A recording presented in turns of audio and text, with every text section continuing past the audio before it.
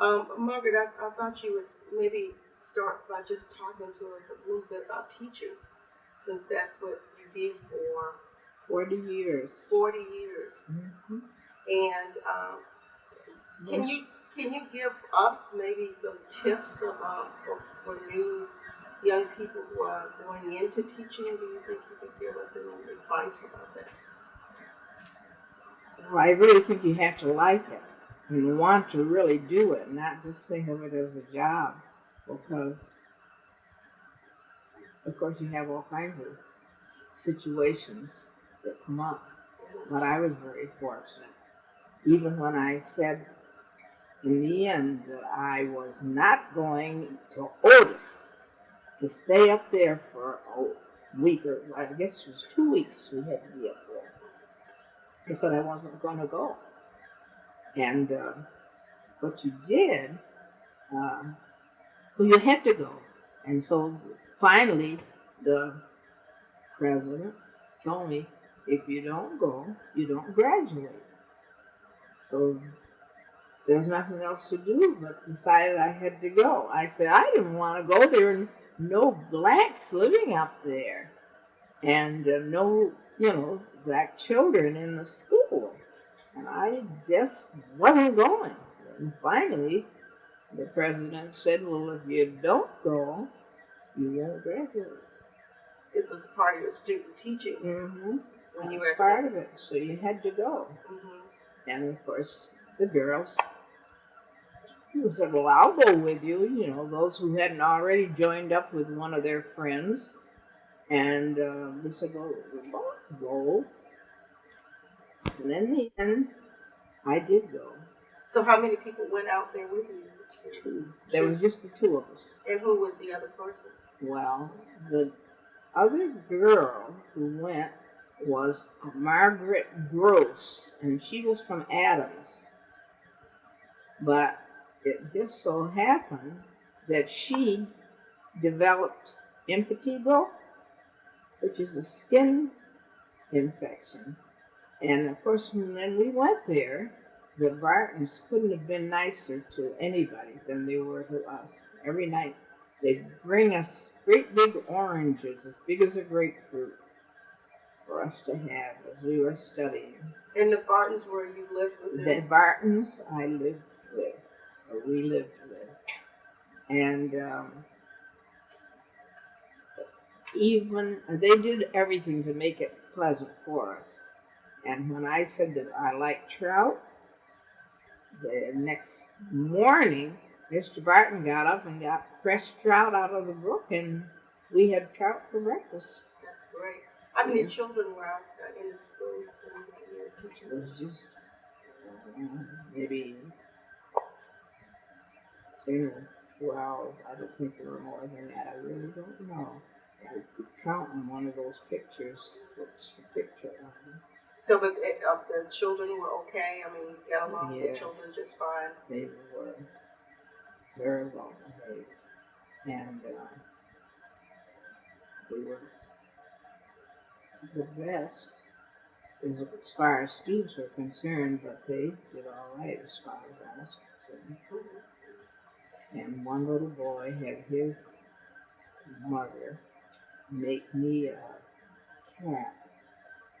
And I kept it for a long time. I don't know. I probably have it around someplace. It may be down the farm. But it was a little knitted cap. And much like what the, people wear now. And as I said, when she made it for me, he was the one who had asked her to make it. And she didn't, volunteer to do it because those other children had someone to make them for them, or else they had something else. But he thought it would be fine for me to have one that she made, and I did that. No worries. I said, I guess now. So describe the North Adams normal school when you were attending there. How was it like? Well, hello there. That's Rose. She's another person who helps us here. Yes, I met Rose on Sunday. Oh, that's right. Yes. Some of the rest of it. Well,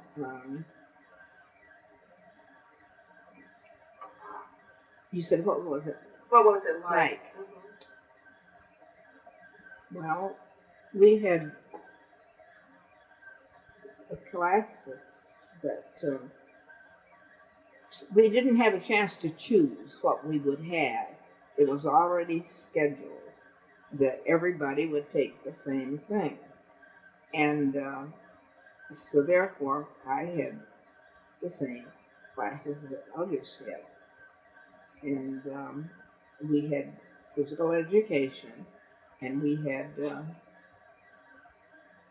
English and math, just regular courses that they felt would help us in our teaching.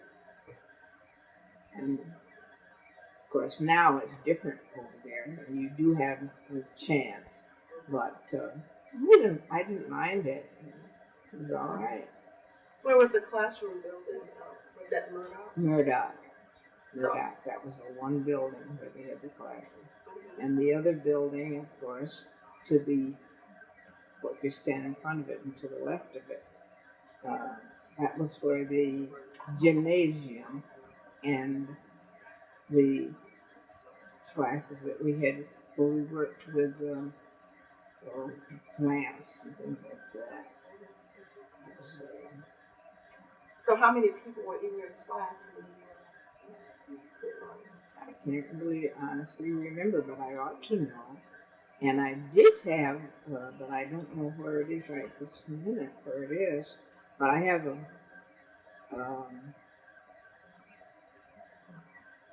one of the books that had the pictures of all the members of the class in it. Rose, I don't know that you know. Rose, you don't remember seeing a book, my yearbook, that would have the pictures in it? You don't? No, I don't.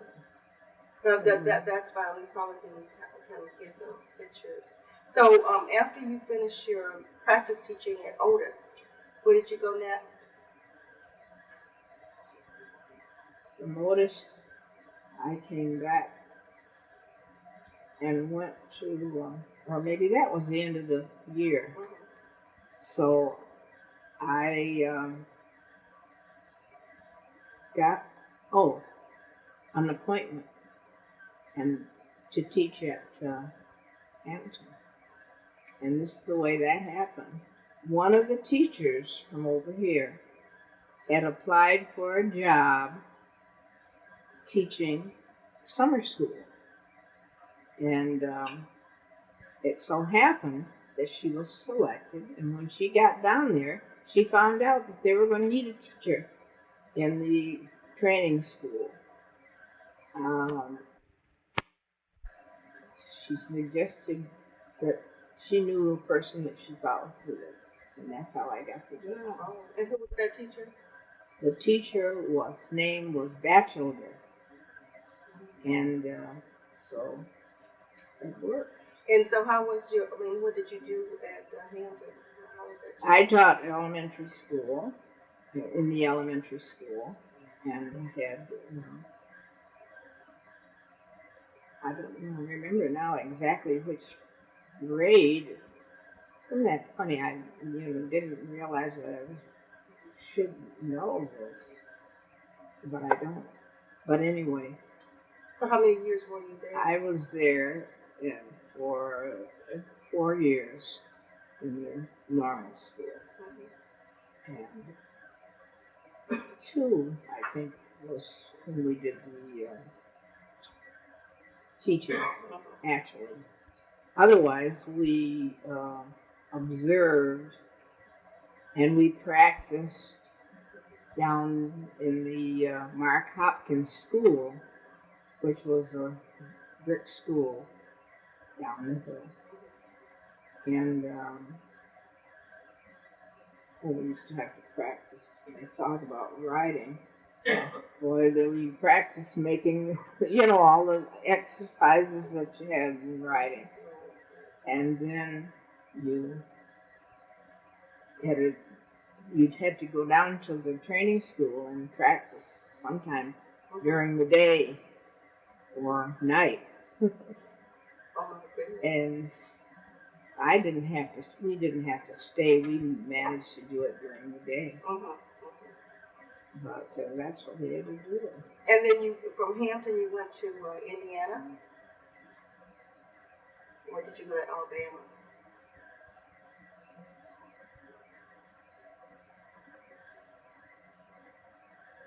I went to Indiana.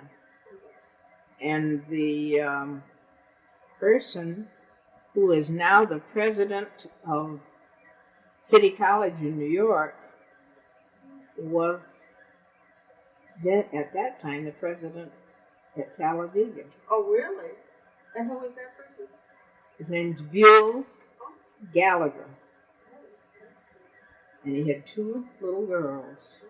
Muriel was the older, and Barbara, with her beautiful little baby curls. And she got so, the older sister, Muriel, got tired of hearing about those beautiful baby curls, and one day she took the scissors and chopped them off. And so when she did that, then she was told that she would not be able to spend the money that had been given her for a bicycle until the curls grew back to the length that they had been. Oh my goodness. And that was really a lesson. Yeah, I bet it was. So how did you leave, how did you go to Indiana? How did they recruit you from? Well, Indiana, I had this girl, Wise, what's her name, Wise? I can't think of her last name now. But she had been in my class, and I did do a demonstration at Columbia. In the school there, not far from the campus. It's silly, I haven't thought about it in a long time. But anyway, I gave a demonstration there. And so when she was made, Helen Weil was made supervisor of the special classes for, anyway, she asked them to find me. Asked, that is, people at Columbia. And they did. And I had, of course, the names don't mean much, but I had Dr. Frampton and Dr. Rowell. They were big names in special education at that time. And they found me. And she was one of your classmates at Columbia. She had been a classmate at Columbia. Helen Weil. H-E-I-L. Now, Margaret, let me understand this. After you graduated, you went to Hampton first. And then you went to Talladega next? Talladega? Let's see.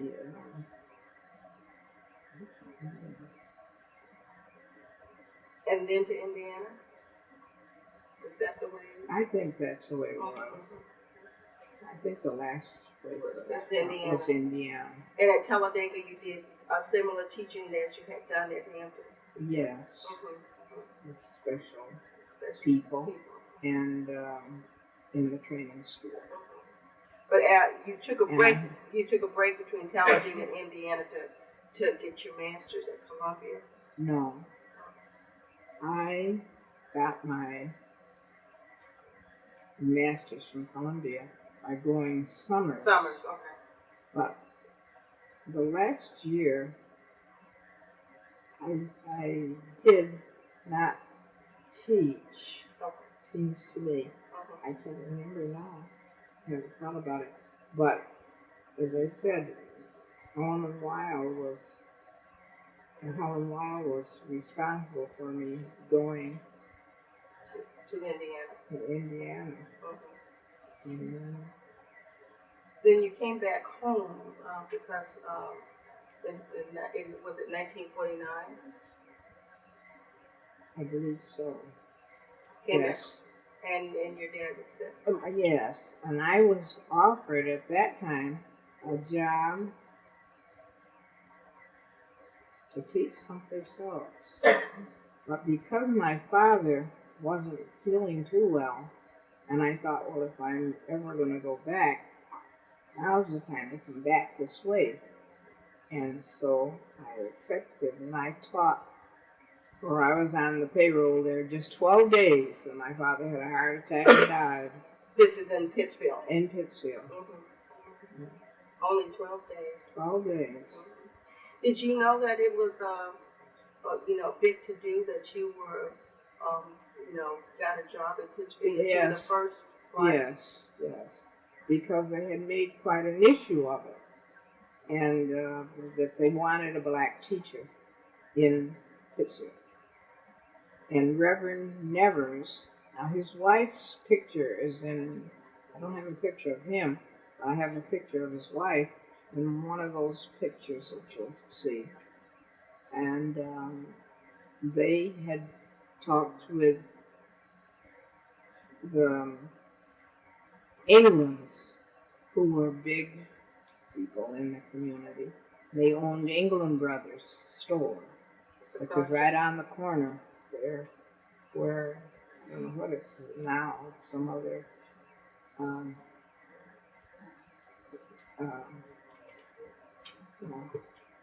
business. Mm-hmm. But I don't know. Do you remember England Brothers store? Yes, I do. It was right on the main street. Yeah. And it was right on the corner. They owned that whole block. Do you know where it is? That's a Oh, doctor. Yes. Oh, you remember? Yes. Well, she asked me a little bit. I remember Candy Land. Oh. Yes, those are places. I remember that. Oh, I was young. That was in North Adams. Oh, I see. Candyland. In the Paramount Theater. Oh. That was the theater. You didn't live around here then? No. Oh, okay. A lot of history. Just below it.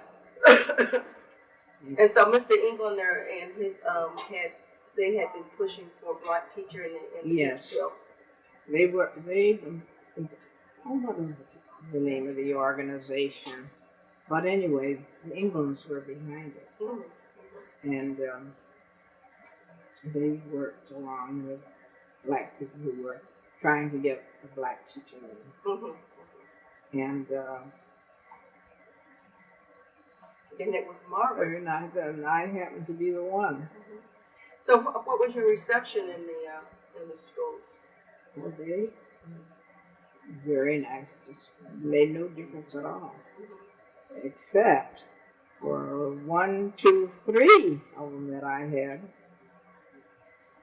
And boy, they let me know that they were here and had been some time, and they were political appointees. And so they had some pull. And they used what I had too. And when one day, and one of them was letting me know what I would do if I wanted to stay in that system. And if she went on to the principal, not the principal, the superintendent, and talked to him. And so the next thing I knew, he came to the school where I was, and Winter Street, I think. But anyway, he came in and said that if I were going to stay in that school, that I would have to abide by the rules. And he was shouting, and I was very quiet. I said, I certainly have no intention of doing anything else. So they had complained to him about you. Oh yes, this woman, this principal. And she couldn't have been nice enough before I left there. Oh. She was nice, but I was nice to her too. because one of the projects that I had and had planned to have, I had looms, just 2 harness looms, and I had intended to let the children make rugs. So each one would have a rug. And I had talked to the man at the mill on, I think, Wacona. I can't know now whether that's the name of it. But anyway, one of the mills there. And he had told me that he would let me have the material for the children to make a rug, each one. And there couldn't have been more than 10 or 12 children. But at first, she wasn't too happy about it. But in the end, then she got the bright idea that it would be wonderful. And she decided that they would make a rug for the teacher's room. And I said, I had mentioned that them doing something like that. And she marched in one day and said that before they could make any rugs for themselves, they had to make the one for the teacher's room. I said, then you do it. And that's the way I get back and do and talk to. So anyway, we didn't make the rug. I don't think we ever made a rug for that. I think they just made their own later when we moved to another school. Is that the first school that you taught in Pittsfield was, what was the name of it? I started to say Winter Street, but I can't remember. It's as you come in the city, I think it was the Winter School. But anyway. And then you moved from there to another school? Mm-hmm. To the junior high school? 3. And then I think I moved to 3. And about that time, they built the new schools. They called them new schools. That would be North Junior High and South Junior High in the southern part of the city. And so that was. Did you have any black children in your classes in this school? Oh, okay. A couple of. Well, they were something. They really put you through. It was as bad as what Brenda had to put up with when she was the captain in charge of Brenda, of Elaine and Tommy. And they put her through. But she lived. And so did I. But they were kind of nasty. But in the end, they turned out to be all right. And if you go to the park, what's the name of that park? Clark Park, where they have the stencils or have the paintings on the side of the building. I don't know Pittsfield very well. None of you do? Well, you look them up. Look it up. Okay. And there's a picture of me. Oh, really? That's one of the pictures. Oh. And then there's pictures of, I'm not quite sure.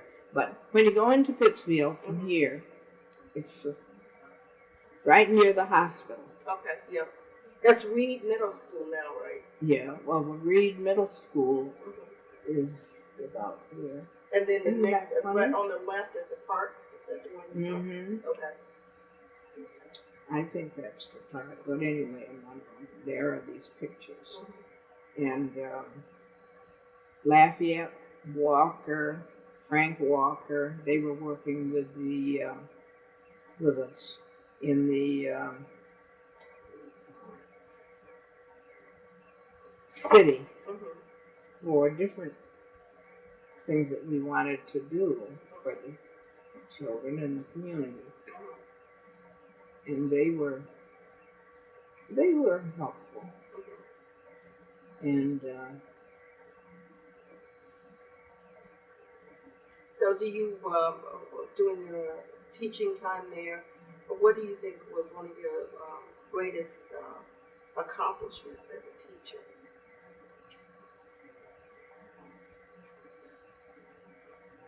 Oh, I don't know.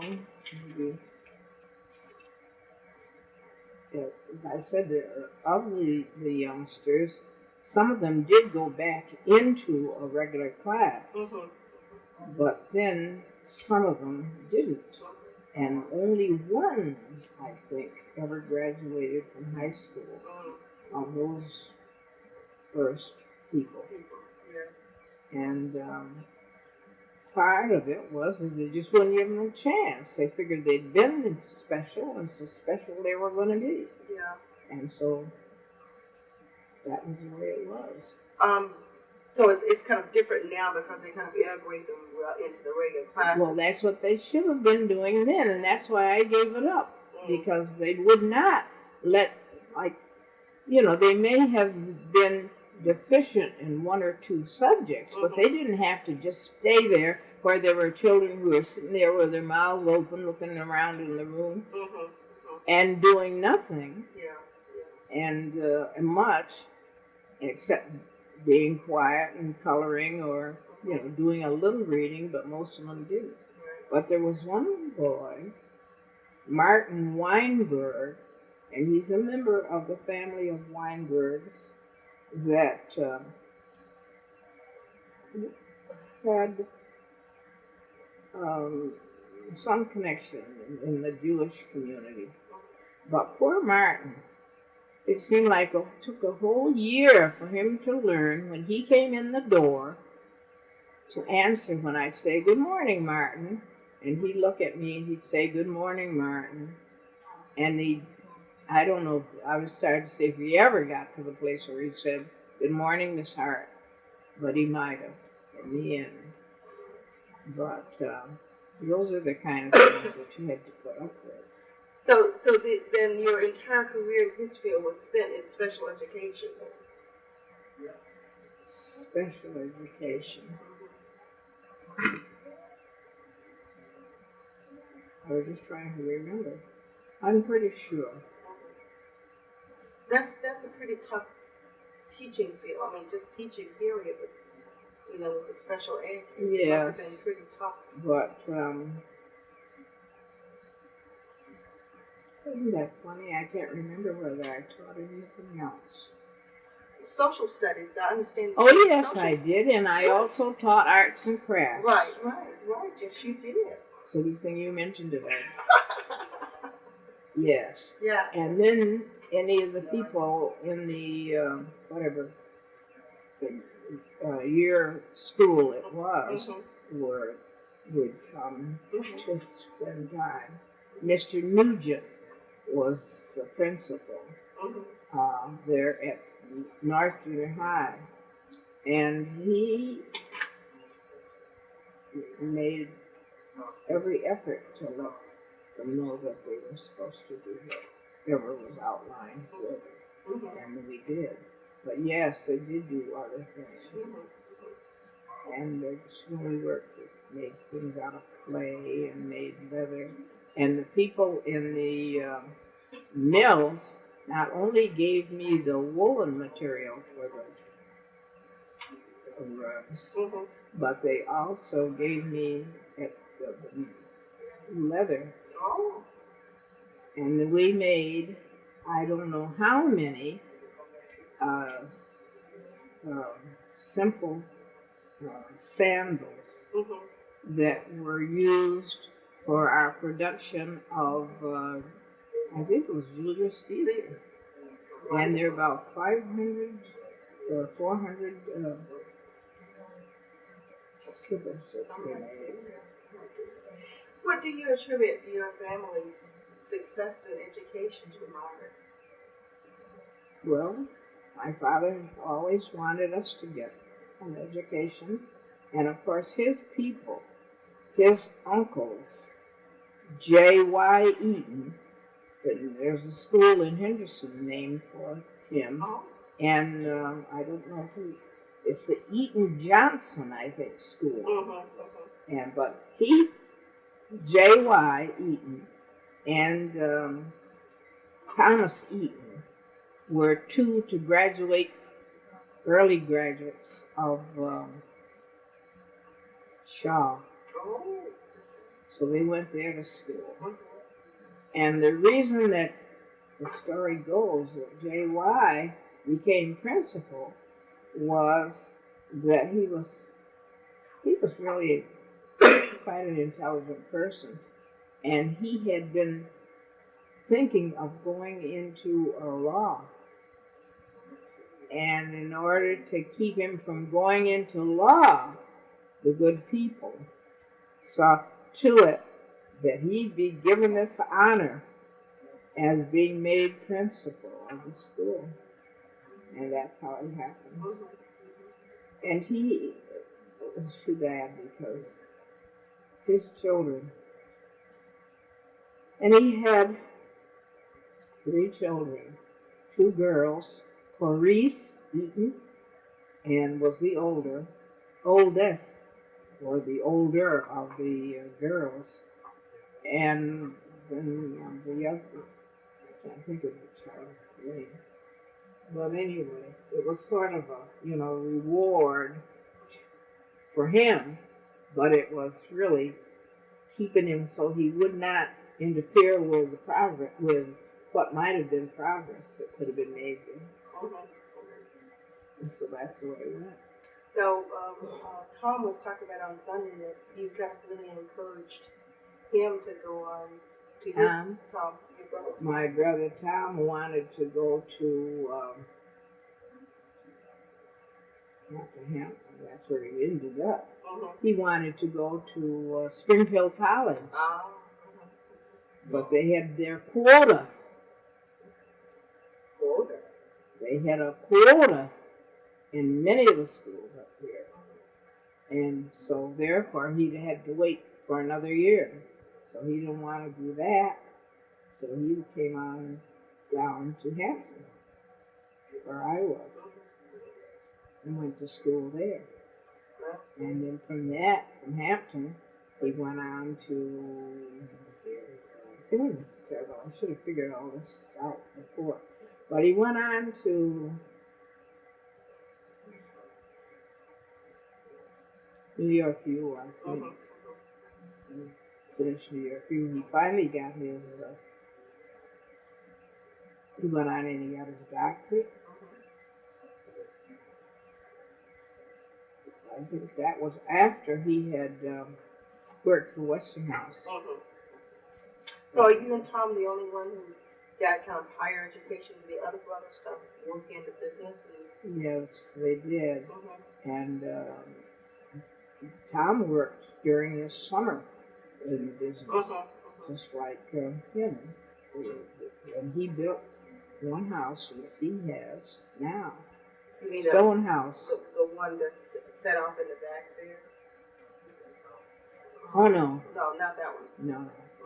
I'm talking about a stuff houses on Maple Street in Williamstown. Oh, okay. And it's, you go down Maple Street, and it's the only stone house there. Oh. And it's on the left-hand side. And I think there's one other house, 2 other houses before you get to the end of the street. And does he still own that house? He still owns it, and he rents it. So when did the Hart Camp first start? There again, I can't tell you. Well, it started, Brenda and Elaine were small, and who's back here? Alan, hi. Hi. Brenda and Elaine were babies.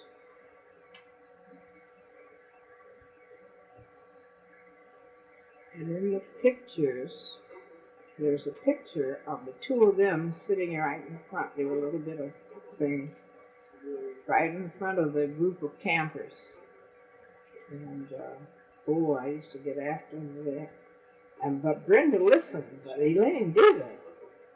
And Brenda, I would say, look, I don't want them picking you up and hugging you and kissing you. No kissing you, remember? And then the next thing I know, the little boys were so glad to see a little one that could be like a little sister because they had left their little sisters at home. But I was so afraid they were going to drop them. But Brenda wouldn't so much as Elaine. But Elaine, they'd pick her up and they'd hug her and they'd kiss her. So Tom actually started the camp. Oh, Yes. And we had talked about it mm-hmm. when they way back, and then we finally did. When did he? The camp was first kind of a summer camp with riding horses and being on the farm. Yes. When did he introduce the golf? Well, that's just within the last few years. Oh.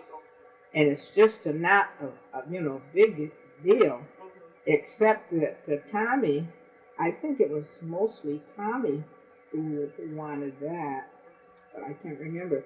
But yes, before we didn't have golf. We had, just that they would play it there, just like they played the other games, basketball and volleyball and the rest.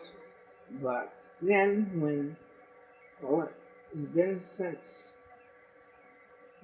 say, Tiger Wood was doing so much. And Tom knew Tiger's father. And anyway, that was part of what they decided they'd do. And so they did. I guess they got a grant or something to do that, to encourage youngsters to play golf. But what about the farmhouse now? How long have you all had that farmhouse? Well, that went with the whole thing. We got the farmhouse, we got the farm. And that happened through Buddy. And he came along that road one night, and I think this bull from that farm went out on the road and got knocked over. Seems to me it had something to do with that. And the people who owned the farm were the Fitzgeralds. And they were people who were friends of ours that we'd known for years, the Fitzgeralds. And that's how we happened to get that farm. And, well, that was it. It must have been a lot of work, though. You guys with the farm, and then you were teaching, and Well, I didn't do much. You didn't do much? No, only in the summer when I'd be there, and I taught arts and crafts to the campers, and they made little leather purses and things like that out of leather, and I got the leather at the mill. They let me have scraps. And that's what I used. Talk to me a little bit about your mother's mother. My mother's mother, my grandmother, was interesting. She, a picture of her in with those pictures. There's a picture of her with her big raccoon fur coat on. It's a beautiful thing. It cost $500, which was a lot of money then. And she got it because she was going to go to Florida, and they were driving through. This fellow who drove was driving, it wasn't his car, but I think it was Miss Morse's car. Morse, Samuel F.B. Morse, his relative. I don't know what the connection was with her, but she was related. And she and her name was Mrs. Margaret Morris, and she, as I said, wore this raccoon coat. So to be sure they'd be warm driving from up here on down there, and they went in the fall of the year. And so that's that. And so, did your grandmother live with your family? My grandmother did not live with us. It's my grandmother who owned the property on Maple Street, and she owned it for quite a while and didn't do anything with it. So finally one day my father said, you might just as well put a building there. So he took the horse and the, what do they call those? It's like a big scoop that scoops up the dirt, and dug the cellar for the house, the second house on the street. And there wasn't any other house on that property that they owned. And so that's how they happened to build it. So Maple and Hall Street are just, there's Hall and then Maple is right next to it. So where was she living before she built the house on Maple? Well, she was living where she worked. Okay. And she usually, there was a room, where she had her room. She was a cook. And, so then she built her house on Maple Street, and that was right over from you all's house on Hall Street. That was at 26 Hall Street that you lived? It was 29. 29. Yeah. Today I think it's 60. Oh, they changed the numbers. The numbers. So who is on that street now? Is your brother Snoopy? Yes. Now he has property there. Okay. And I think it's 60. And he does. That's where he keeps his and cars and trucks, because he's retired and does very little. It's his son who mostly does the business. Stephen, who does. And he has the office. So how many other properties on Hall Street does the family own besides? That's it. The house that was 29 where we lived and were born. And when I say we lived and born on the same property, but not the same house. Okay. Because it burned down. Burned down.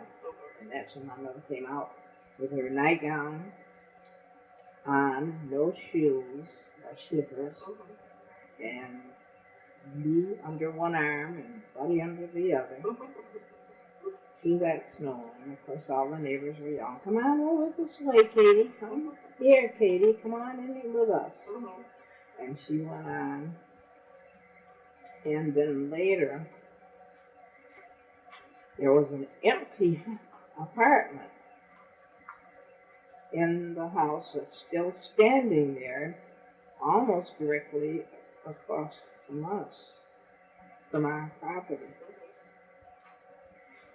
And there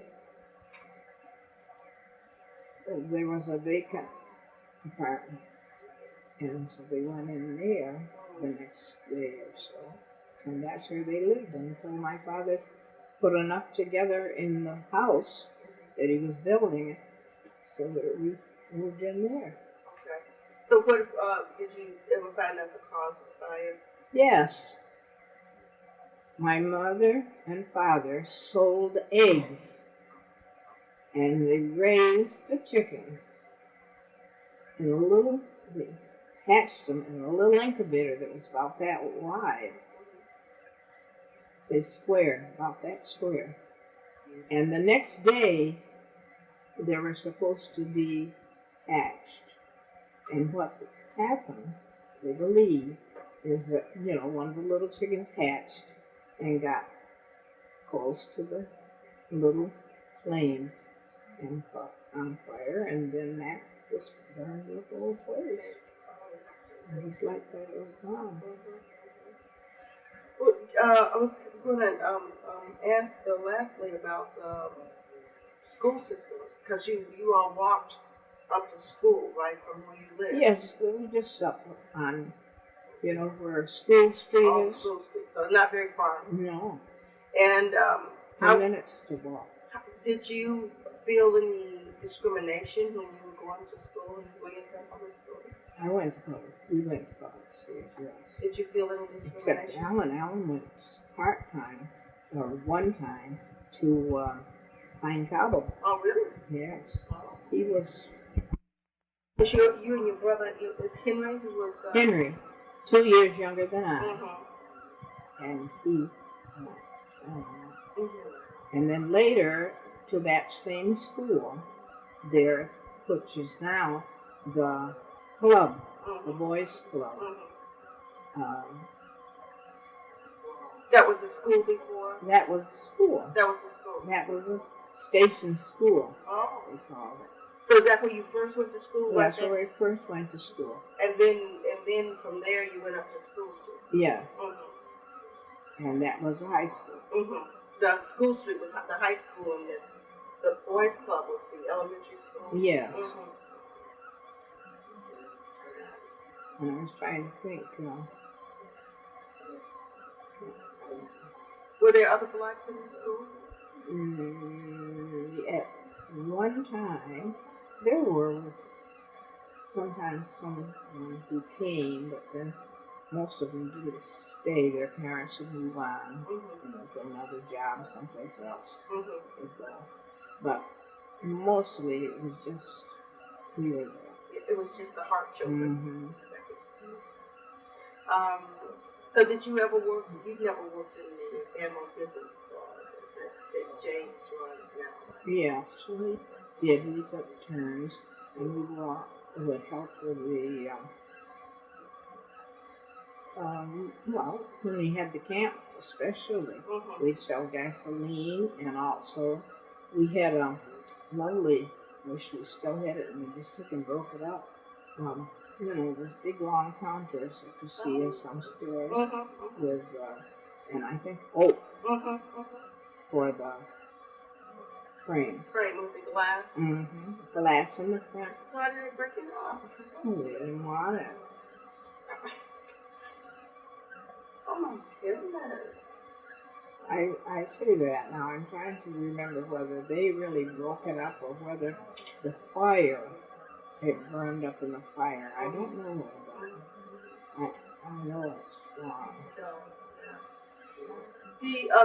Did you ever regret, having to come back, that you really kind of think that you wanted to go and teach someplace else? No. No regrets. No regrets. As I said, I visited when I was there where I was, and every summer, during the first week in August, my father would try to have his hay done. By that time, he and the boys, Thomas and Buddy, would help in the hayfield, Snoopy too. And we'd pack our things and away we'd go to be down to my aunt's place in North Carolina. North Carolina. Down at, not too far, I guess, from where you live. We went to near Flat Creek Church, because it's at the Flat Creek Church that they attended. And there's a monument out there. It's about that size, not so high.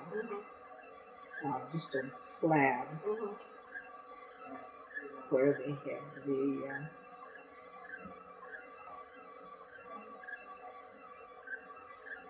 So you almost every summer you guys would go to North Carolina? yes, Yeah. quite. And I won't say that we did it every single time, but I just thought we tried, because that was the only time when we could go. Because you see, we'd be out of school, and so that would be it. And I think of the things that we did to help for making money so that we could go. Oh, yeah. And we helped with the mailing of papers so that they could use part of it for gasoline. Yes. What kind of car did your dad have? Do you remember? Well, we had the cars. First we had Stevens Duray, which was a car. And that's the one that is one of the pictures of someplace around. Picture of my grandmother and friends of hers with their, they wore scarves across the head and tied them under their chin so the hats wouldn't blow off. And,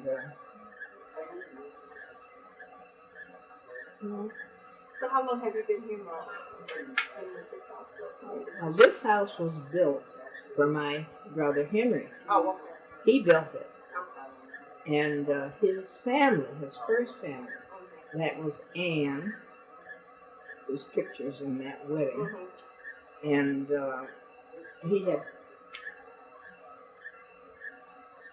was going around with her, and then finally they got married.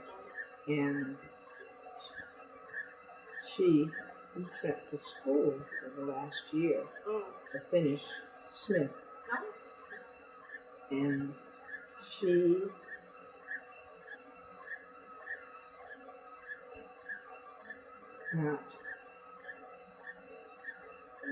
finished it anyway. Finished Smith. And then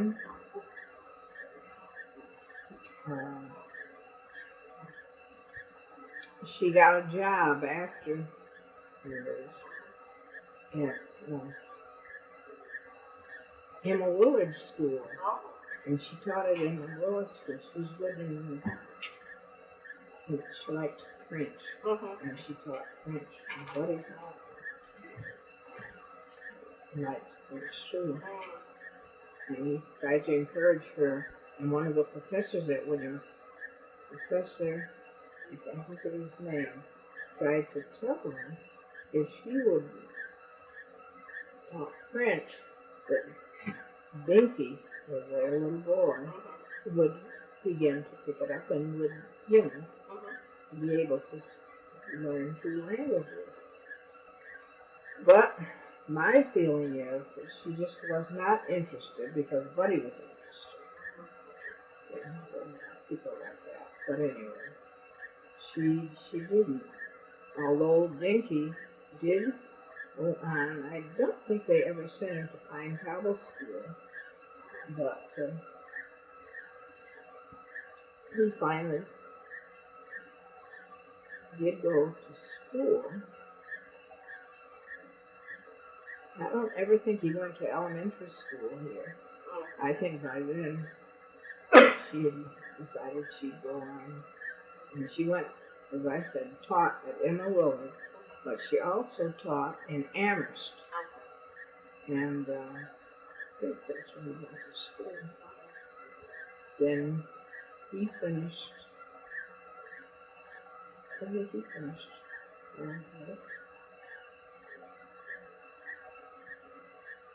Betsy did. Certainly his sister did, right? Betsy. And he did too, I think. Because he went on and and graduated finally from Amherst. And got his degree from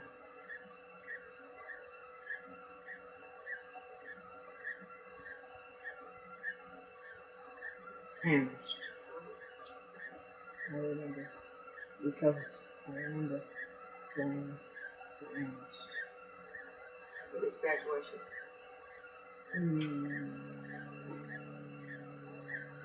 I was trying to say yes, but I don't know. whether we were invited for that or not, but he did graduate from Amherst and then from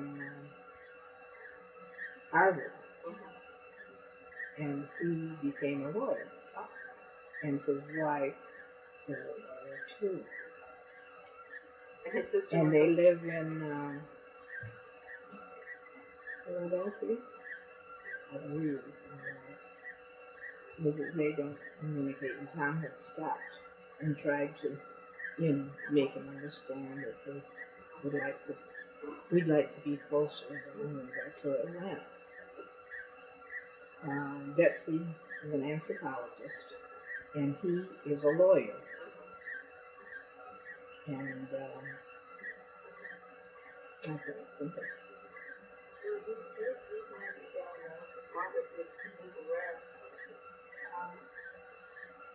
I think I think I got a little. Yeah, yes, I figured that you did. Mm-hmm. Where's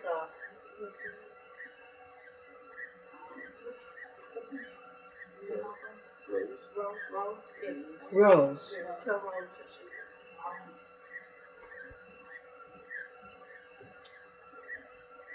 Because Jatasha's going to Boston, so she's always going someplace. That's Jatasha. Oh. Natasha? Jatasha. And she's going to Boston today. Just for the day. I don't know. What do you need?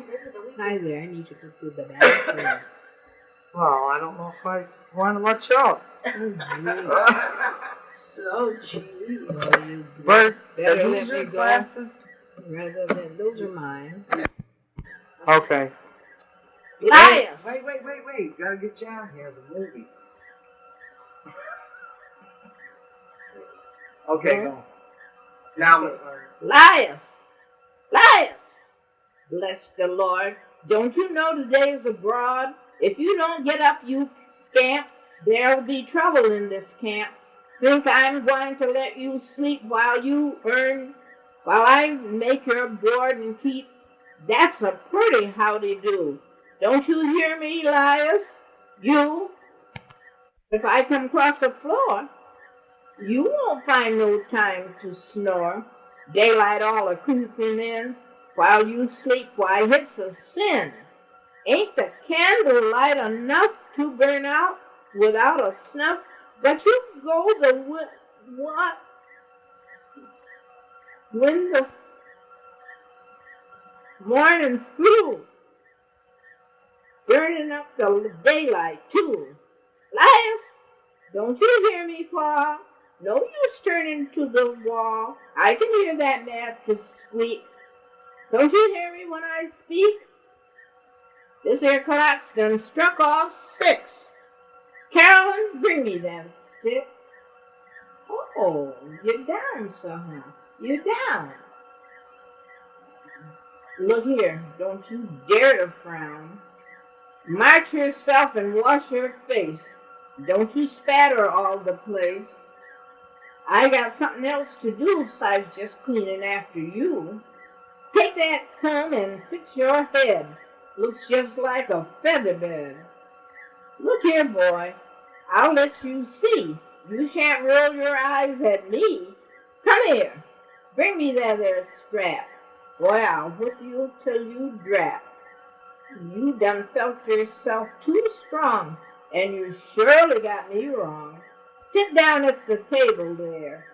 Just you whimper if you dare. Every morning on this place seems like I must lose my grace.